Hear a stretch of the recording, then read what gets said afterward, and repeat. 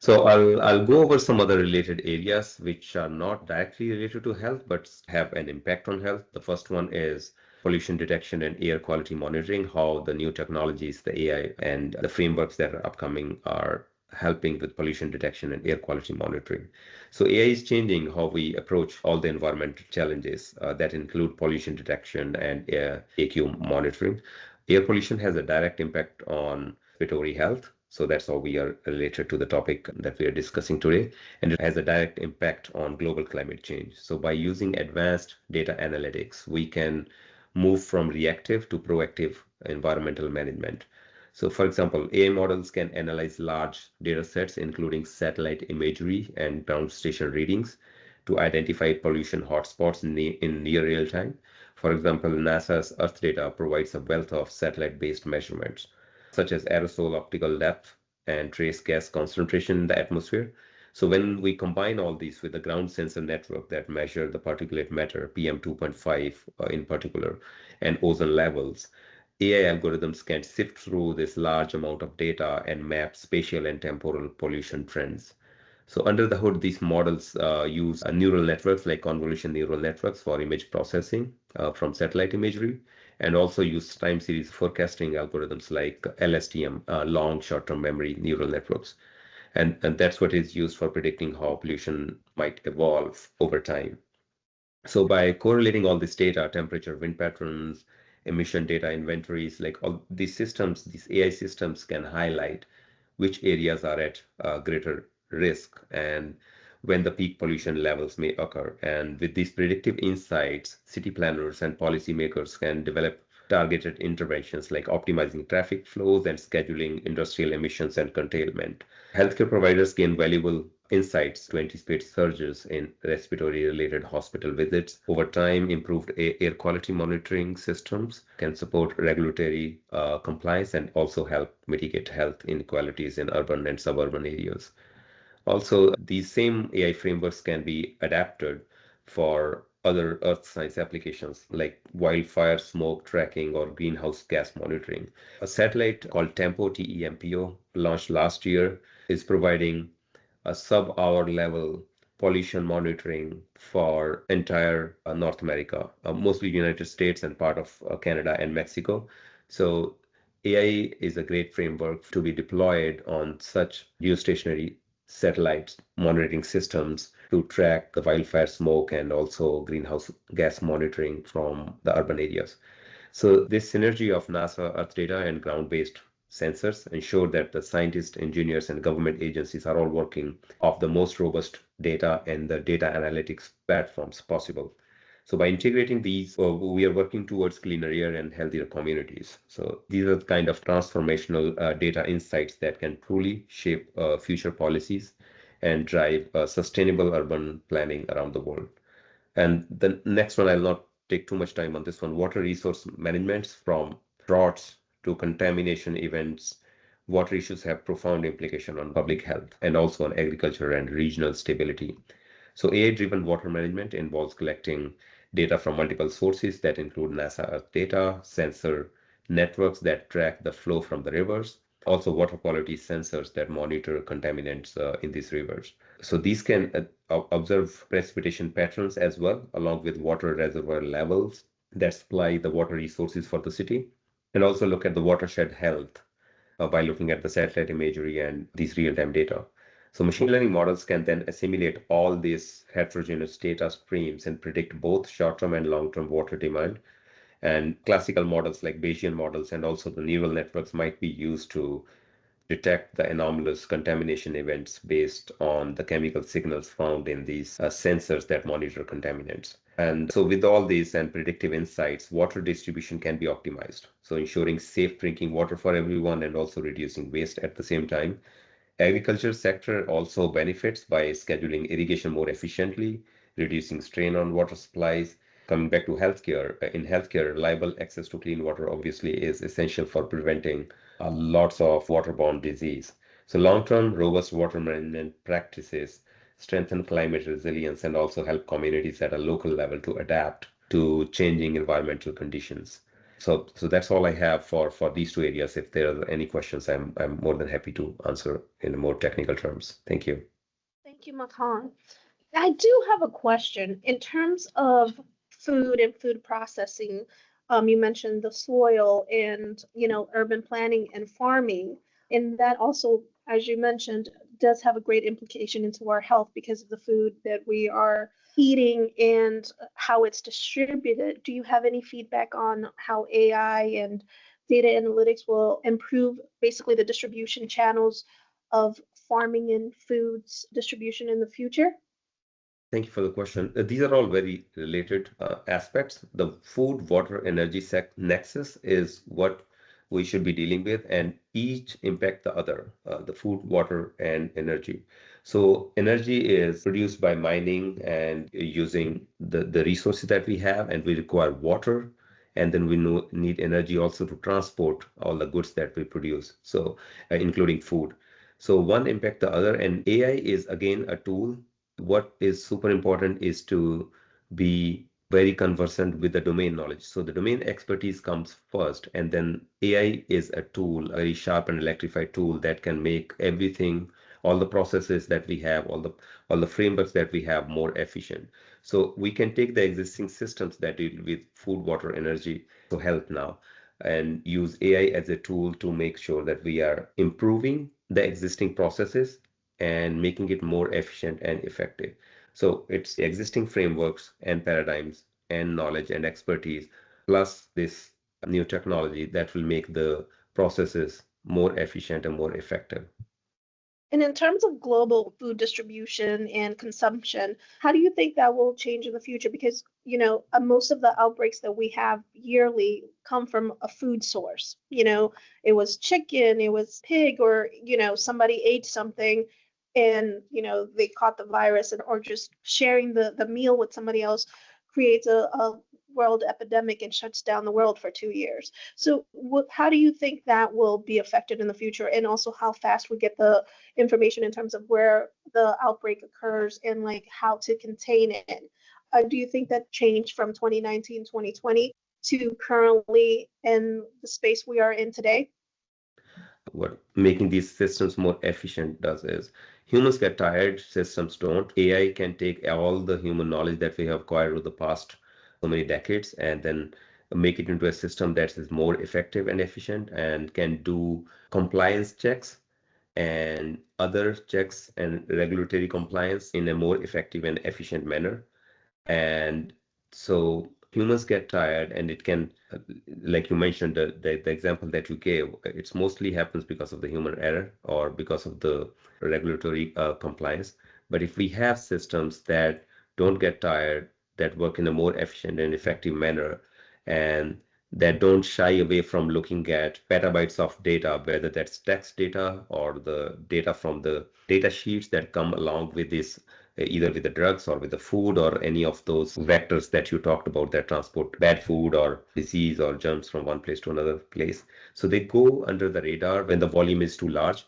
But if we use AI, then or data analytics in general, AI is just one way of doing the data analytics. The more automation that happens, that takes all the human expertise and then boil it down into a system that takes care of logistics and compliance, the more we will be taking care of things that go under the radar because the systems are not optimized or they are not automated or they have more humans in the loop. So that leaves a lot of room for human error. So automation of systems with human expertise embedded in these algorithms will go a long way in making sure that none of that happens or less of that happens in the future. Thank you so much. That was extremely informative.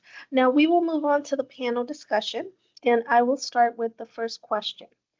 What are some of the biggest challenges government agencies face in implementing data analytics?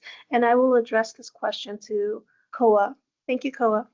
Hi, that's actually a great question. Some of the biggest challenges the government agency face in implementing data analytics. So when it comes to government agencies, one of the biggest challenges is breaking down silos. For example, agencies, they usually often operate in isolations. They have different systems, processes, and data sets that don't communicate well with each other. So that's make it tough for data analysts and data scientists to harness the full potentials of using data. And then another issue is that we have to make sure the data quality is correct. As you know, like data is everywhere now with so much information coming from so many sources. Ensuring that data is accurate, up to date, and reliable is the key. Also, finally, there's an issue with workforce trainings. Agency need people who understand on how to work with data, as well as, turning those data into insights and then apply them effectively. So I want everybody to think about this issue as cooking in the kitchen, right? You can have all the advanced tools in the world like AI, business intelligence, but if you don't know how to cook, you cannot translate those data into the things that you want, as well as things about data as your ingredients. If it's not fresh, it's went bad, and you don't have for example, like you want to cook steaks, but you don't have steak, you have chicken instead. So those things you cannot translate to what you want as the final products. And those are the things that we should think more about. Thank you so much for that. Now, how does data analytics impact patient privacy and security in health IT? I will address this question to Ray. Hi, Anna. Really, this is a critical issue, and rightfully so. Data analytics and health IT is all about providing better care. But most importantly, it comes with the responsibility of protecting sensitive patients' data. Got to ensure that it's the most up to date, it's controlled properly, and no one can really get into it. So, data privacy and security are built into the very foundations of health IT. Think about regulations like HIPAA. They exist to protect the patient's information, and analytics must comply with these standards. And in the future, there might even be additional standards. What's amazing, though, is that the advanced analytics can enhance security.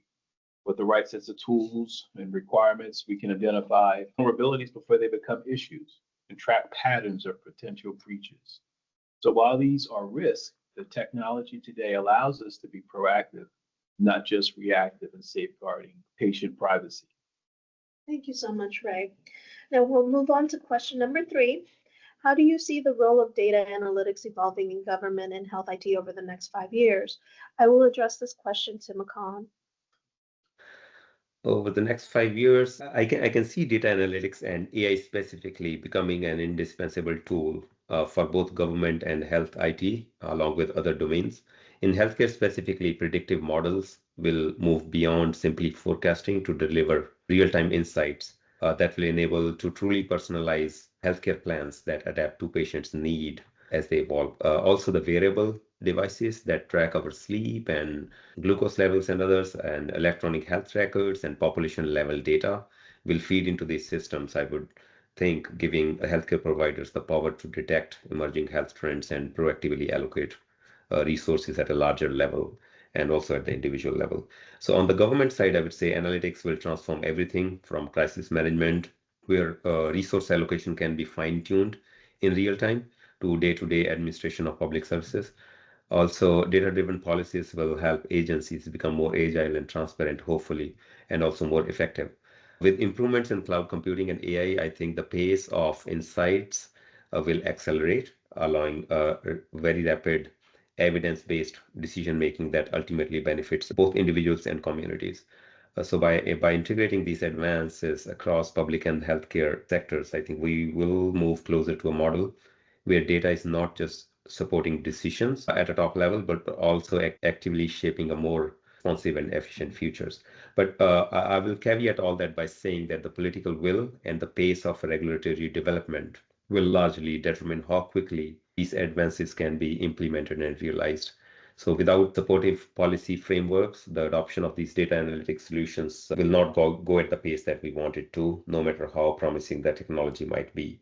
So it really boils down to this partnership between like those who create these policies and those who implement these policies and those in the public domain who are the recipients of these, I would say.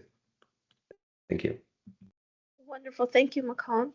Now, our final question, we're going to wrap up question number 4, but please submit any questions you might have for our speakers. You can submit the questions in the chat and we can address them in the last 10 minutes of the call. Our final question, what best practices would be recommended for agencies looking to enhance their data analytics capabilities? And I will address this question to Koa.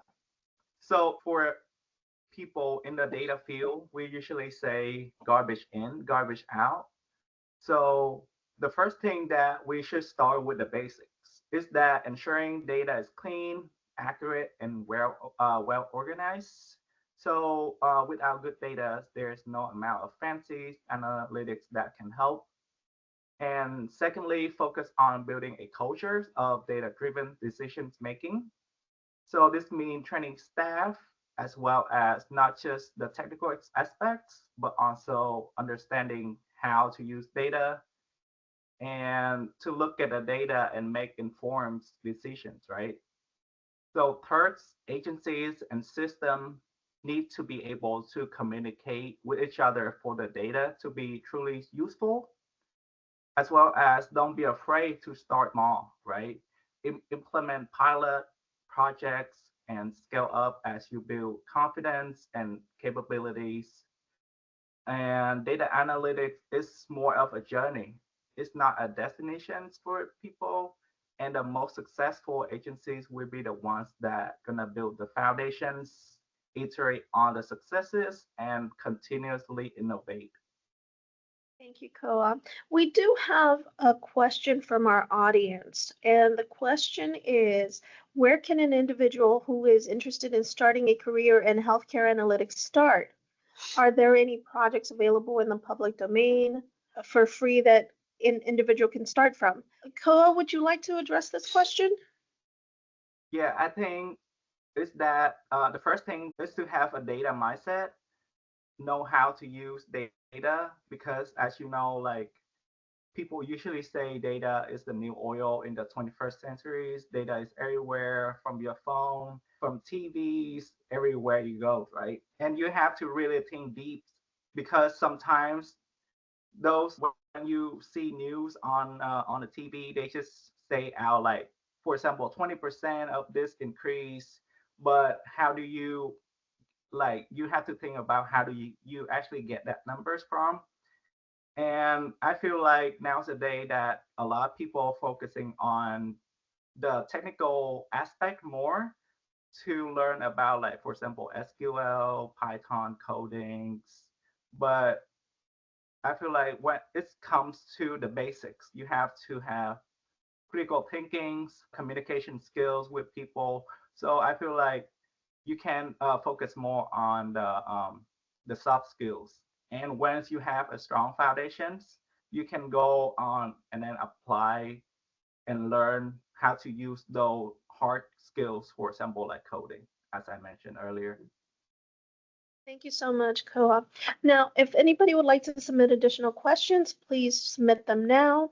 And if you go to the Q&A section, you will note that Makan also provided some information in terms of courses you can take, also available fundamentals of AI. As he has in the notes, SSAI Deep Learning Academy is a great place to learn about fundamentals of AI. For traditional data analytics courses from Software Carpentry is a great place to start as well. So he did provide some feedback if anybody's interested.